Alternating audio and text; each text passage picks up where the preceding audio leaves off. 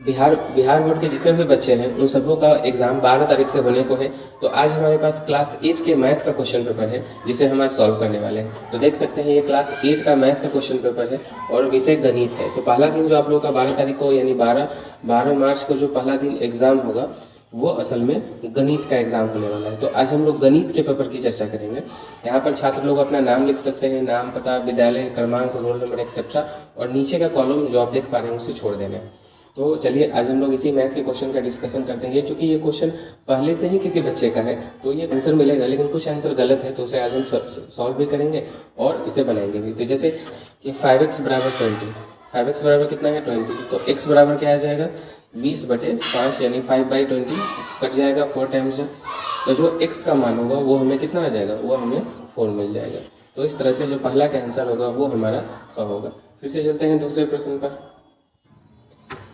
जो दूसरा सवाल है, ये सवाल है कि 2/3 का गुणात्मक प्रतिलोम क्या होगा। गुणात्मक प्रतिलोम का मतलब होता है इसका उल्टा क्या होगा। तो 2/3 का गुणात्मक प्रतिलोम 3/2 होगा।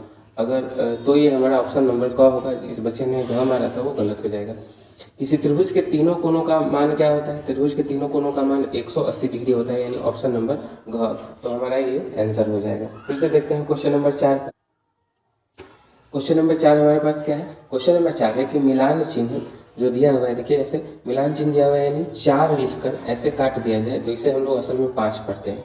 फिर से एक और 4 लिख के ऐसे काटा गया तो इसे हम 5 पढ़ते हैं। उसके बाद ये 2 दिया हुआ तो कुल कितना हो गया 2, यानी 5 5 10 2 12, तो ये टोटल कुल 12 हो गया। तो हमारा आंसर हो जाएगा ख 12।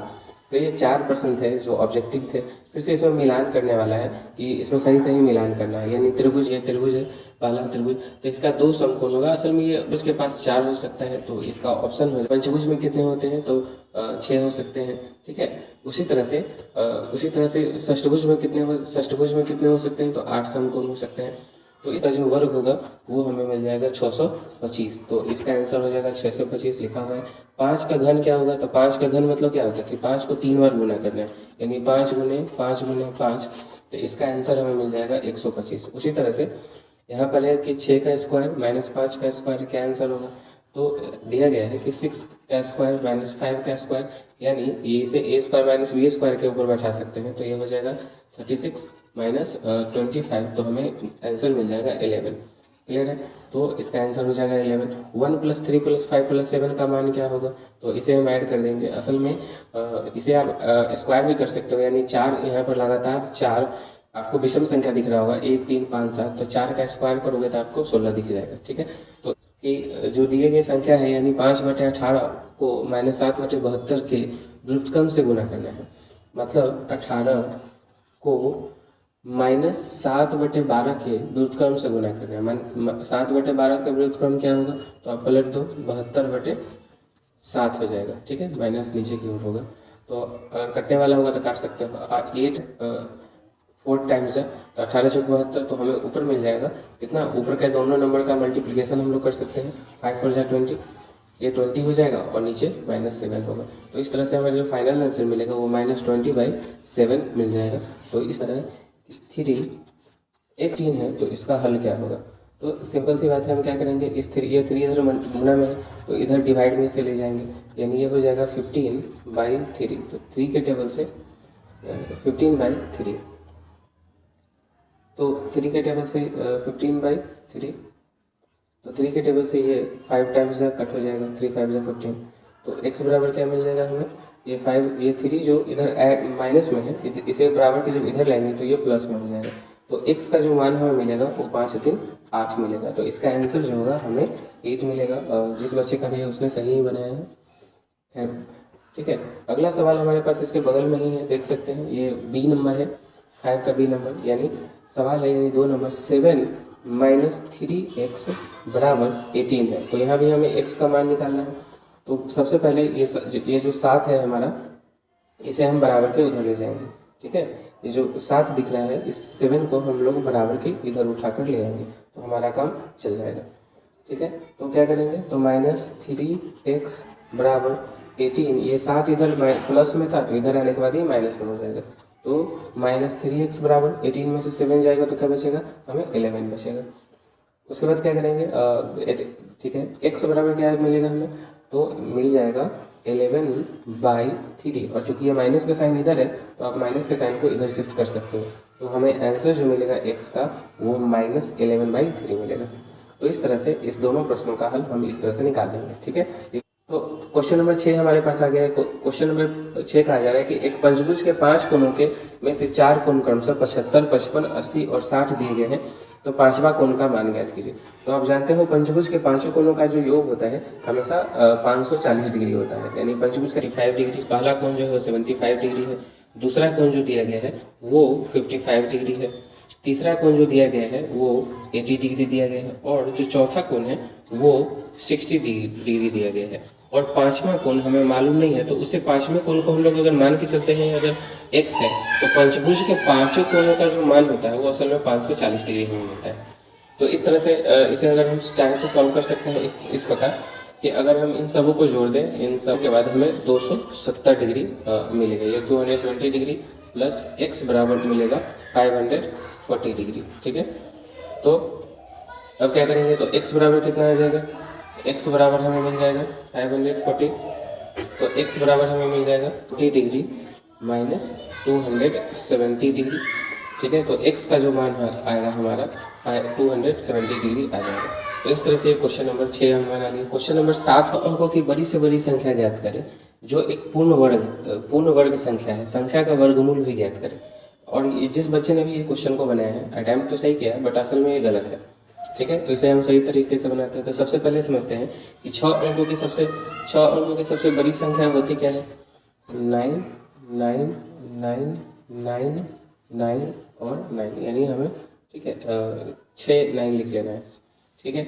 इसके बाद क्या करना है, इसका पीछे से पेयर बनाना है, जैसे ऐसे 2 का पेयर बना है, इसे पीछे से 2 का पेयर बना, ये पीछे से 2 का पेयर बना, है ना, 2 का जोड़ा लगा लेना है, यानी वर्गमूल हम लोग ज्ञात कर रहे हैं।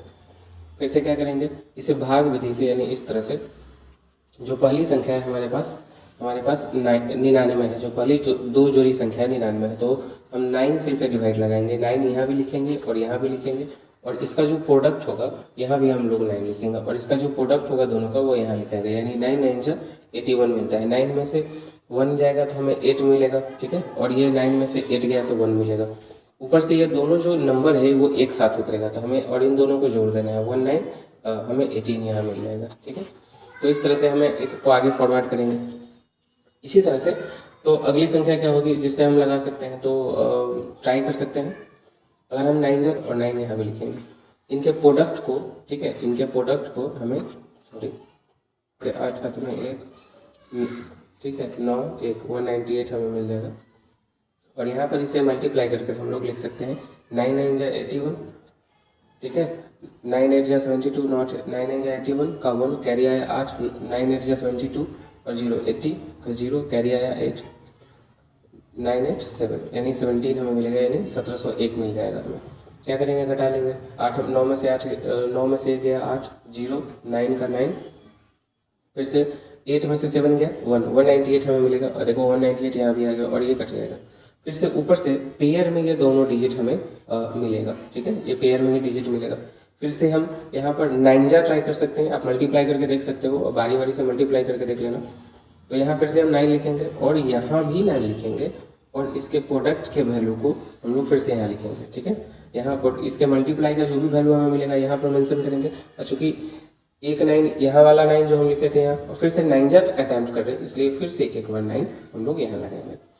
तो इस तरह से फिर से एक बार इसको मल्टीप्लाई करके यहाँ लिख सकते हैं, 9 9 जा 81 का 1 कैरी, 9 9 जा 81 का, ठीक है, 9 9 जा 81 का 1, ठीक है, कैरी आया 8, 9 8 जा 72 8, हमें 80 मिलेगा, 80 का 0 यहाँ लिखेंगे, ठीक है, फिर से मिला 8, 9 8 9 9 जा 81 और उसमें 8 कैरी जोड़ेंगे, 89 हमें मिल जाएगा, 89 का 9 लिखेंगे, फिर से 8 कैरी, 9 8 17, फिर से 1 7, ठीक है। अब इसको इसमें से घटाएंगे, 9 में से 8 में से 9 में से 1 गया 8, फिर से 9 में से गया 1, 9 में से 1 गया 8, ऊपर से उतरेगा हमें 9, फिर से यहाँ पर 18 में से 9 जाएगा, 9 ही हमें मिलेगा, ठीक है, और यहाँ से 8 में से 7 जाएगा 1 और बाकी कट गया, ठीक है ना। तो हमें ये नंबर नीचे मिला रिमाइंडर के फॉर्म में।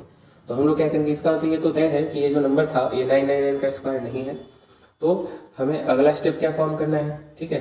तो अगला स्टेप फॉर्म ये करना है भाई साहब कि ये जो नंबर है दिया गया है 99999 और 9 यानी 69, इसमें से सब्सट्रैक्ट करेंगे ये जो हमें रिमाइंडर मिला था उस मान को, यानी इसमें से माइनस कर देंगे 199 और 8 को, ठीक है। तो हमें वैल्यू क्या मिल जाएगा, तो हमें वैल्यू मिलेगा 8 में से 9 में से 8 गया 1 मिलेगा हमें, ठीक है। फिर से 9 में से 9 गया 0 मिलेगा, फिर से 0 मिलेगा, 9 में से ये गया 8 मिलेगा और ये 9 मिलेगा, यानी 9801। तो ये तो 6 डिजिट का सॉरी एक और 9 होगा यहाँ पर, ठीक है। तो 998001 मिलेगा, यानी तो गौर से देख लियो ये 6 डिजिट का है, 1 2 2 4 2 6, यानी ये वैल्यू हमें मिलेगा, ये वैल्यू मिलेगा। तो इस तरह से ये जो संख्या है यानी 6 अंकों की सबसे बड़ी संख्या जो होगा उसका जो वर्गमूल होगा यानी वो 99981 होगा इसका आंसर, ठीक है। इसके अलावा ये किसका वर्ग होगा, तो ये वर्ग होगा किसका, ये वर्गमूल होगा 9, ये वर्गमूल होगा 999 के स्क्वायर का। आप करोगे तो आपको यही वैल्यू फिर से मिल जाएगा। ये थोड़ी जगह कम होने के कारण इसका आंसर आपको है ना यही आंसर होगा। तो इस तरह से ये बच्चे ने जिसने भी ये बनाया है ये थोड़ा सा गलत बना लिया उसने, जो भी हो। तो क्वेश्चन नंबर 6 हमारे पास है। तो क्वेश्चन नंबर 6 में क्या कहा जा रहा है कि कंचन किसी परीक्षा में 200 पहला नंबर क्वेश्चन है कि कंचन किसी परीक्षा में 294 मार्क्स लाती है, ठीक है। और उसी परीक्षा में जो गुंजन है वो 272 अंक प्राप्त करती है, 372 अंक प्राप्त करती है। तो जो इससे संबंधित कुछ प्रश्न है उसका जवाब देना है। तो और इस कंचन की परीक्षा में 49% अंक है। तो जब भी इससे इस तरह के सवाल को बनाते हैं पहले हम लोग पूर्णांक ज्ञात कर लेंगे, टोटल मार्क्स आखिर कितने का एग्जाम हुआ था। तो आप देख सकते हैं कि कंचन को 294 मार्क्स मिले थे, ठीक है, जो 49% था कुल का। तो इसे 100 से मल्टीप्लाई कर लेंगे, 50% है तो इसे काटेंगे, ये 6 जा कट हो जाएगा, तो 6 जा कटेगा, ठीक है, ये 6 टाइम्स कट हो जाएगा। तो जो पूर्णांक होगा यानी टोटल जो एग्ज़ाम हुआ था वो टोटल 600 नंबर का हुआ था। तो 600 नंबर का हुआ, उसमें से कंचन को आया 294 यानी 294 और जो गुंजन है उसे 372 मार्क्स आया। तो इस तरह से पहला नंबर सवाल क्या पूछा जा रहा है कि कंचन और गुंजा के बीच जो अंकों का अनुपात है उसे गुंजन के बीच अंकों का अनुपात है उसका अनुपात को ज्ञात करना है। तो आप इसे काट सकते हैं 3 के टेबल से, आई थिंक कट जाएगा दोनों। 3 के टेबल से 3 9 जा और 3 8 जा, ठीक है। 3 के टेबल से 1 2 3 4 जा 12, ठीक है। फिर से हम इसे 2 के टेबल से कट कर सकते हैं, 2 के टेबल से 49 और 2 के टेबल से 62। अब ये कटकुट नहीं होगा तो हमारा जो आंसर हो जाएगा वो हो जाएगा 49:62, ठीक है। तो कंचन और गुंजन के बीच अंकों का जो अनुपात है क्रमशः 49 और 62 है। तो इस तरह से इसका पहला नंबर सवाल इस तरह से बनेगा, ठीक है।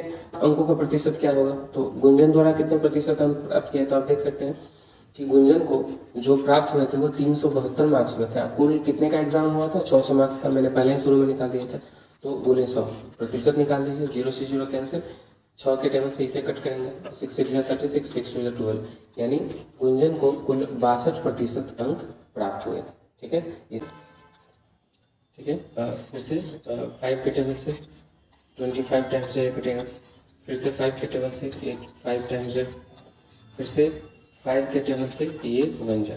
तो इस तरह से 125 जो हुआ वो 5 × 5 × 5 मतलब 5 का पावर 3 है।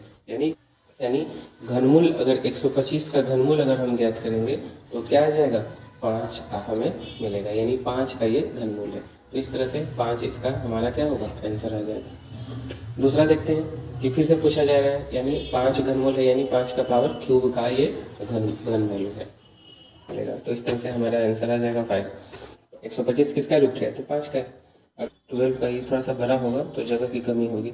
2 के टेबल से 2 दूना 4, 2 पंचे 10 और 2 पंचे 10, 2 6 जा 12, फिर से 2 के टेबल से 2 1 जा 2, 2 2 जा 4, 2 8 जा 16। 2 के टेबल से फिर से लगाएंगे, 2 के टेबल से 6 4, ठीक है। फिर से 2 के टेबल से लगाएंगे तो ये 32 मरतबे कटेगा।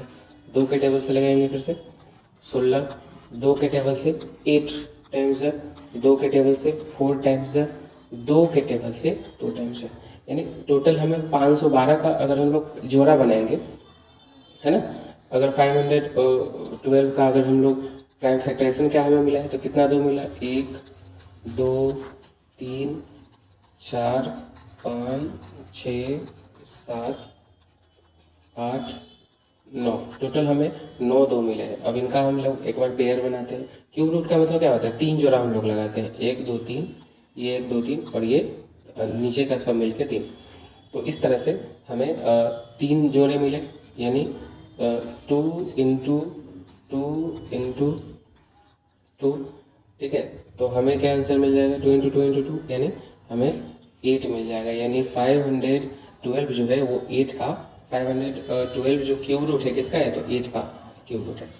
तो इस तरह से हमें ये 9 का बी नंबर का ये सॉल्यूशन था। उसी तरह से देखते हैं आज का कि एक समचतुर्भुज ABCD की रचना करें जिसमें भुजा AB बराबर 3.5 सेंटीमीटर और एक कोण ए जो है वो 60 डिग्री का है। तो स्केल की सहायता से हम लोग क्या करेंगे, एक 3.5 सेंटीमीटर की एक लाइन की रचना करेंगे। याद रखिएगा स्केल की सहायता से कीजिएगा। तो यहाँ पर AB बराबर 3.5 सेंटीमीटर एक लाइन की रचना करेंगे और इसे A माने हैं तो A पर 60 डिग्री का कोण प्रोटेक्टर की सहायता से हम लोग ड्रॉ कर लेंगे, ठीक है, ऐसे। और यहाँ पर ठीक उसी तरह से 120 डिग्री का कोण ड्रॉ करेंगे, 60 120। तो यहाँ से इसे उठाकर इधर बना देंगे और यहाँ भी स्केल की सहायता से हम लोग क्या करेंगे, या स्केल या प्रोटेक्टर अगर आपके पास है तो उससे 3.5 सेंटीमीटर इधर भी कट करेंगे, इधर भी कट करेंगे और दोनों कटे हुए बिंदु को ऐसे मिला देंगे। तो ये BC और ये हमारा D मिल जाएगा। और ये आमने सामने की जो कोनों का जो कोण जो होते हैं, सॉरी ये 60 है ना, तो ये 60 होगा, क्योंकि A पर हमने 60 डिग्री का कोण बनाया था, ये दोनों 60 होगा।